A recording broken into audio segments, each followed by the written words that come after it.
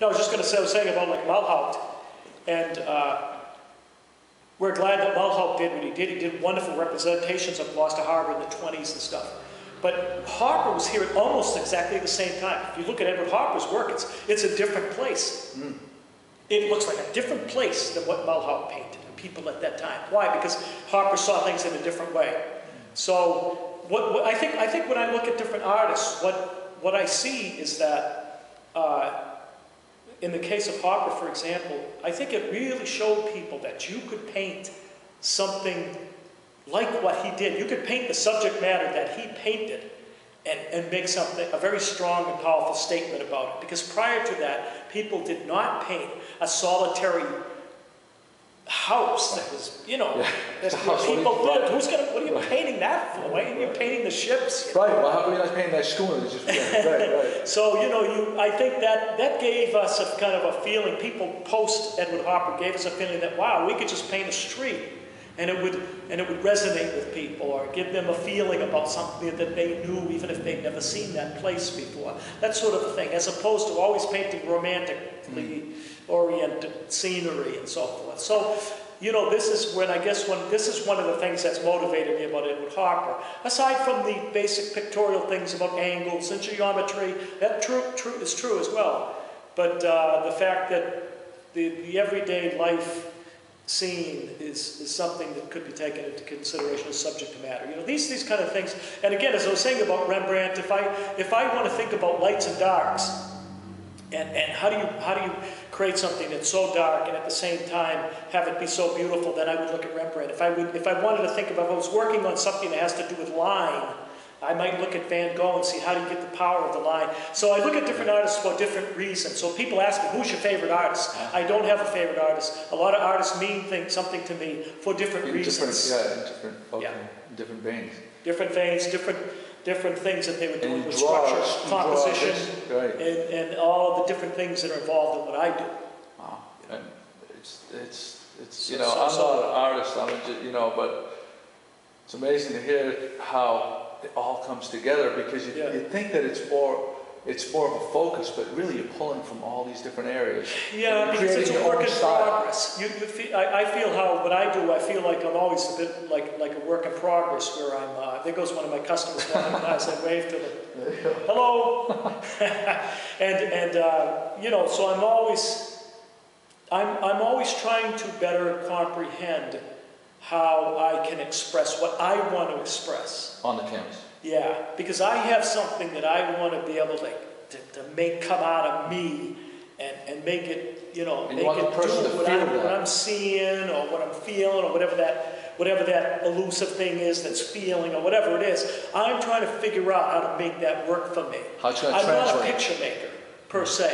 Yes, I do make pictures, and it looks like I make pictures, and that's a picture of whatever it is, but I'm looking for more than that, and I'm always trying to figure out the way to get it. Trying to find a story and emotion. All that stuff, yeah. all that stuff, you know, is what you're trying to do. And when you find a way of doing that, and believe me, many artists that are very well known have done that all throughout their careers. They're trying to find that, and every time they do something, it's almost like the first time. They're trying to find that germ. I mean, you see something and it's moving you. What is that moves me? How do I get that? How do I convey that? You're trying to convey this to someone else. You're kind of a communicator. At least that's how I feel. Yeah. What I do is being a communicator.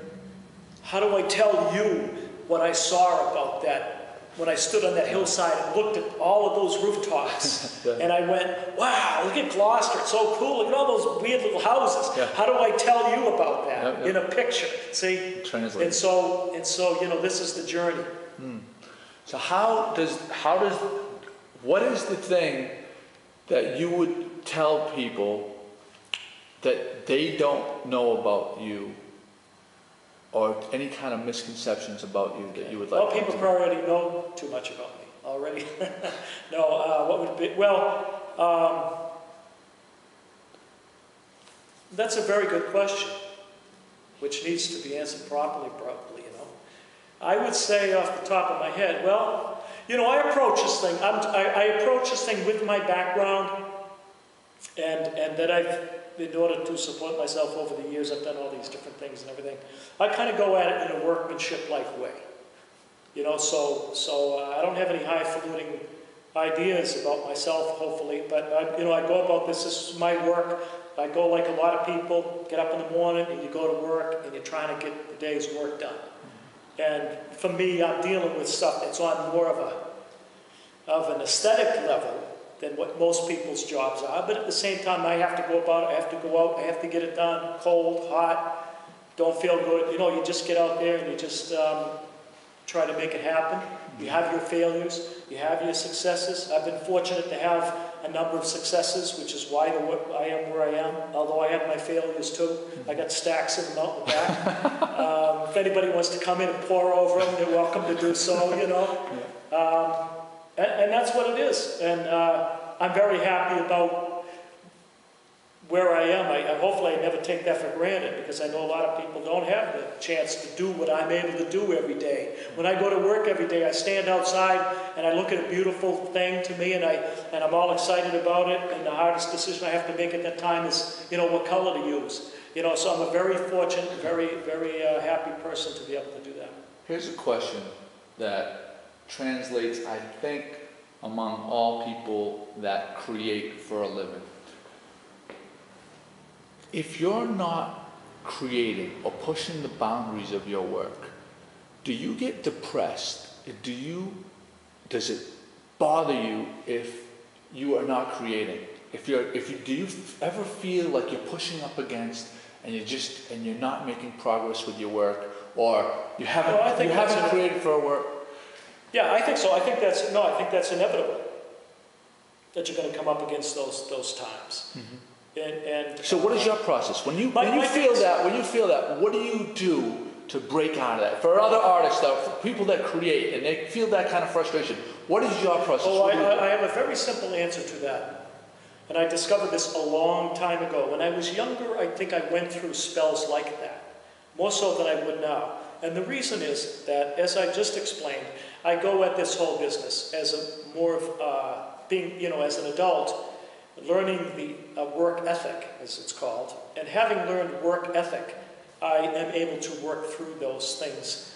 Creativity, someone else asked me that. They were an amateur painter, and they said, right now I'm not painting, I don't feel creative or something.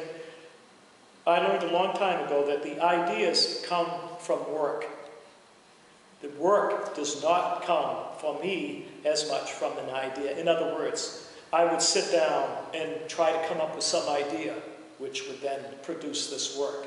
For me, it's the opposite. When I go out and work at something, that's when I begin to get, all of a sudden, the ideas begin to flow. Mm-hmm. So I get, you know, I go out, I set my easel up, and I start painting this thing. And I have self-doubts, you know, I say, is this going to work? Is this not going to work? I'm working on a painting now. It's a very good painting.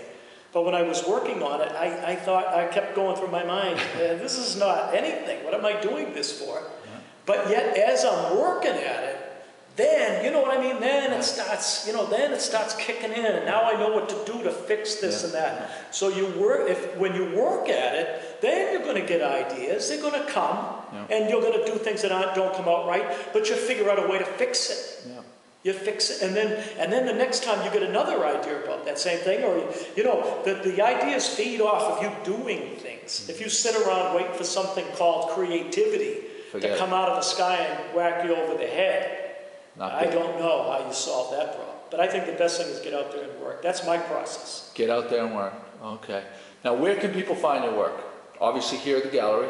Here, I do show at Mystic Seaport when there are various shows, Mystic Seaport, Connecticut. Okay.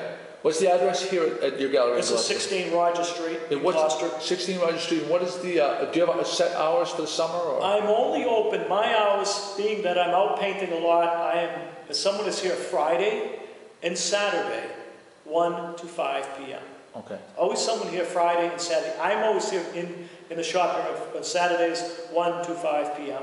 And someone else is always here on Fridays. 16 Roger Street, right across the street from the famous Latitude 43 restaurant.